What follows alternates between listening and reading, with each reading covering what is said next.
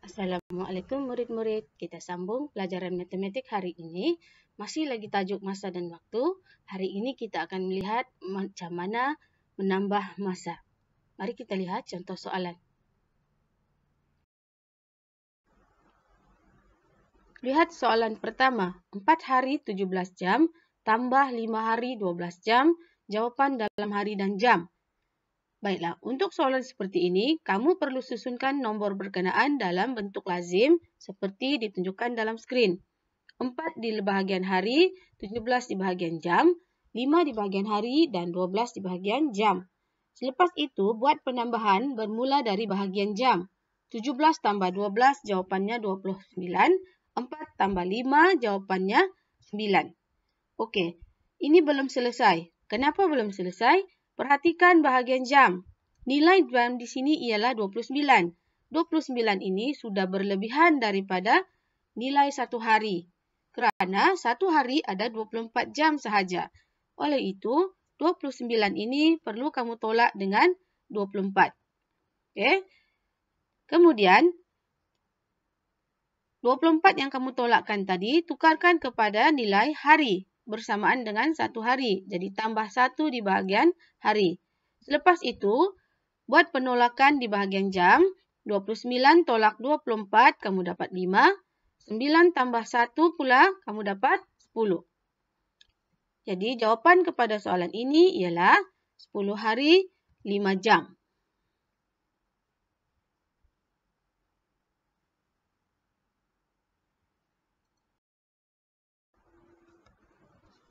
Soalan kedua. 2 minggu 6 hari tambah 1 minggu 6 hari dan jawapan dalam minggu dan hari. Untuk selesaikannya, kita susun dalam bentuk lazim tambah seperti dalam skrin. Letakkan 2 di bahagian minggu, 6 di bahagian hari, 1 di bahagian minggu dan 6 di bahagian hari. Kemudian kita tambah daripada bahagian hari. 6 tambah 6 jawapannya 12. 2 tambah 1 jawapannya 3. Baiklah, perhatikan di bahagian hari. Nilai 12 sudah lebih daripada 7. Kenapa kita pilih 7? Sebab 1 minggu sama dengan 7 hari. Jadi, 12 ini tolakkan dengan 7.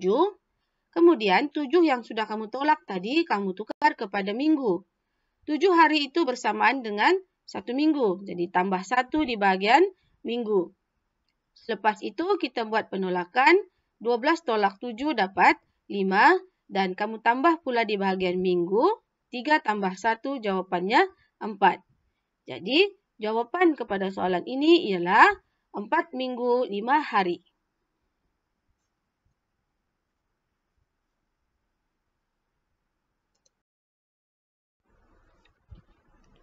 Soalan seterusnya, 2 tahun 9 bulan tambah 3 tahun 5 bulan. Jawapan dalam tahun dan bulan. Kita susun dalam bentuk lazim tambah. Kemudian, buat penambahan di bahagian bulan. 9 tambah 5, kamu dapat 14. 2 tambah 3, kamu dapat 5. Baiklah, perhatikan di bahagian bulan. Nilai 14 sudah lebih daripada 12. Kenapa kita pilih 12? Kerana 1 tahun bersamaan dengan 12 bulan. Jadi, nilai 14 ini tolakkan dengan 12.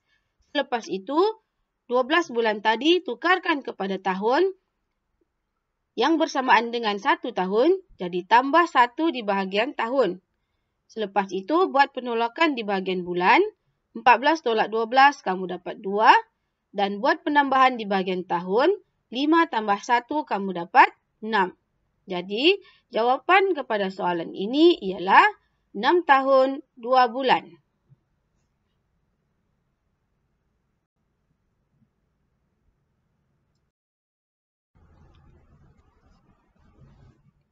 Contoh berikutnya melibatkan dekad dan tahun.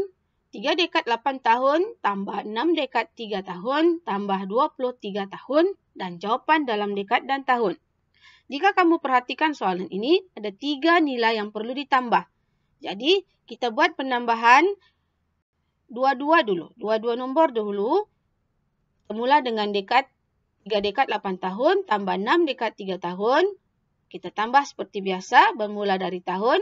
8 tambah 3, kamu dapat 11. 3 tambah 6, kamu dapat 9.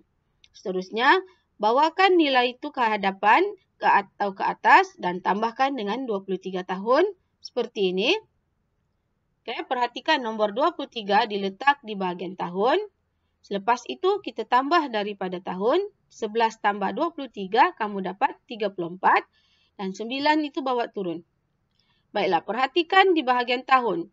Nilai 34 itu sudah berlebihan kepada nilai 1 dekad sama dengan berapa tahun? Okey, 1 dekad bersamaan dengan 10 tahun. Jadi nilai 34 ini sudah lebih daripada 3 dekad. Jadi kita tolakkan 34 itu dengan 30. Okey, dan nilai 30 itu sebenarnya bersamaan dengan 3 dekad. Jadi tambahkan 3 di bahagian dekad.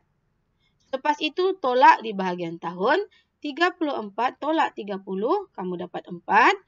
Kemudian tambahkan pula di bahagian dekad. 9 tambah 3, jawapannya 12. Jadi jawapan kepada soalan ini ialah 12 dekad 4 tahun.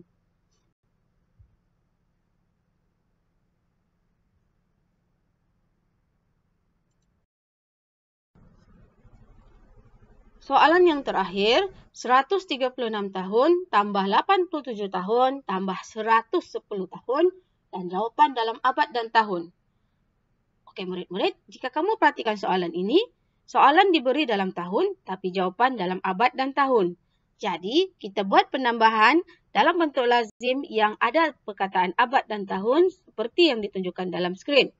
Letakkan 1 di bahagian abad, 36 di bahagian tahun, dan 87 pula letakkan di bahagian tahun. Nilai abadnya tiada. Kemudian tambah di bahagian tahun. 36 tambah 87, kamu dapat 123. 1 bawa turun. Kemudian nilai itu bawakan ke atas dan tambahkan dengan 110 tahun. Seperti dalam skrin. 1 di bahagian abad dan 123 di bahagian tahun. Kemudian untuk 110 tahun pula, 1 itu letakkan di abad dan 10 letakkan di bahagian tahun. Lepas itu, kamu tambah bermula dari tahun. 123 tambah 10, kamu dapat 133.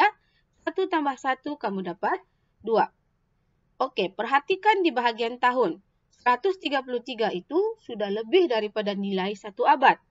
Okay? 1 abad sama dengan 100 tahun. Jadi, 133 kita tolak dengan 100. Kemudian 100 tadi kamu tukar kepada abad. Itu bersamaan dengan 1 abad. Jadi tambah 1 di bahagian abad. Selepas itu tolak bahagian tahun. 133 tolak 100. Kamu dapat 33. Dan tambahkan di bahagian abad. 2 tambah 1 kamu dapat 3. Jadi jawapan kepada soalan ini ialah 3 abad 33 tahun. Baiklah murid-murid, itu sahaja contoh yang cikgu boleh berikan hari ini. Cikgu harap kamu faham penerangan cikgu. Selamat belajar. Assalamualaikum.